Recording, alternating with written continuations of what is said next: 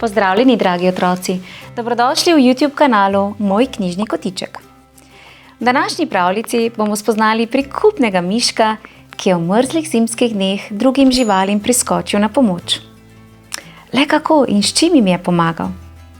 Predlagam, da se hitro udobno namestimo in prisluhnemo pravljici z naslovom Vesel Božič, mišek Matiček.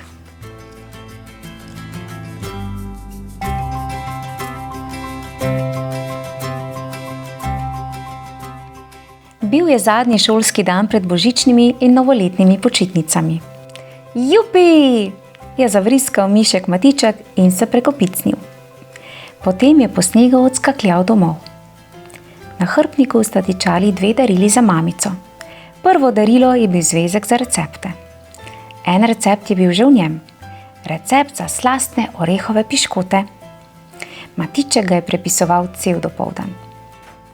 Drugo darilo je bila škatlica s 6 piškotki.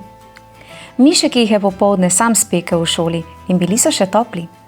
Njihov omamni vonj ga je kar žgečkal v nosku.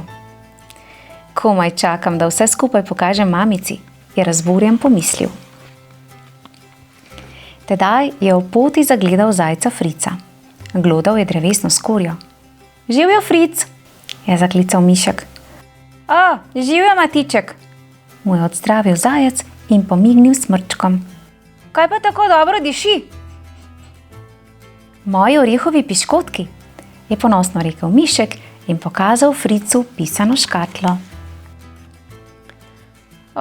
Lačen sem, je pripomnil zajec. A lahko dobim en piškot? Prosim. Seveda, je pokimal Matiček in mu ga ponudil. Krasno, je bil navdušen Fric. Veliko boljše od drevesne skorje. Hvala, Matiček, in vesel Božič. Vesel Božič, Fric, je voščil mišek in odrobencljal naprej. Njegov prijatelj Jonas je s kljunom poskušal preluknjati trdno zamrznjeno zemljo. Končno je našel majceno kilavo jagodo in jo pospravil. Živjo, Matiček, je pozdravil prišleka in še kar kljuval. Mišek pa ga je zaskrbljeno gledal. Nekam se stradan je videti, je pomislil. Bi mogoče orehov piškotek? Je glasno vprašal. O, pa še kako rad! Danes je strašno težko najti kaj za podzob. Se je razveselil Jonas. Grizljal je piškotek in pobiral drobtinice. Hvala, Matiček, in vesel Božič! Vesel Božič, Jonas, je voščil mišek. Njegov nahrbtnik je bil že precej lažji. Imel sem 6 piškotov. 2 sem podaril, je razmišljal Matiček. Zdaj imam še 2 za mamico in 2 zame. To je kar v redu. Mračilo se je že in miškove tačke so postajale vse bolj ledene. Pa je vseeno odločno korakal proti domu. Tik pred domačo hišo pa je srečal Kiko. Grebla je po snegu in stokala. Oj.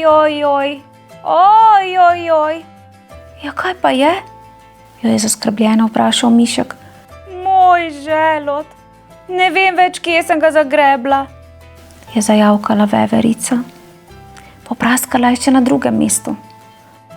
Oj, in moja mladička sta tako strašansko lačna, joj.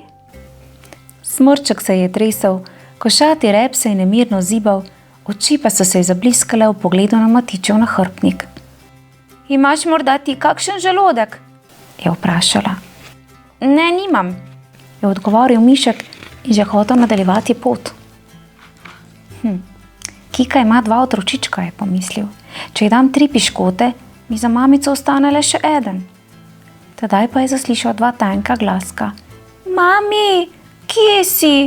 Midva sva tako lačna. Matiček je vzdihnil. Želoda res nimam, imam pa orehove piškote. Za vsakega od vas ti dam enega. Joj, hvala, Matiček, se je razveselila veverica, zgrabila piškotke in si jih stlačila v gobček, da bi jih odnesla otrokoma. Vesel Božič! Splezala na drevo in izginila v toplino. Ja, vesel Božič, je zamrmral mišek. Odcapljal je domov in obstal pred vrati. Samo en piškotek imam za mamico, je razmišljal. To pa ni v redu. Brčice so mu zatrepetale in na nosek mu je sedla Snežinka. Zeblo ga je. Tedaj so se odškornila vrata in skozi špranjo je pokukala mamica. Ja, Matiček moj, kje pa si hodil tako dolgo? Je vzkliknila. Objela ga je in ga povlekla v toplo hiško. Mišek pa je zajokal. Med hlepanjem in smrkanjem je povedal mamici, kako je v šoli spekel orehove piškotke, kako je srečal Frica, pa Jonasa in Kiko z mladičkoma in kako je skoraj vse piškote razdelil.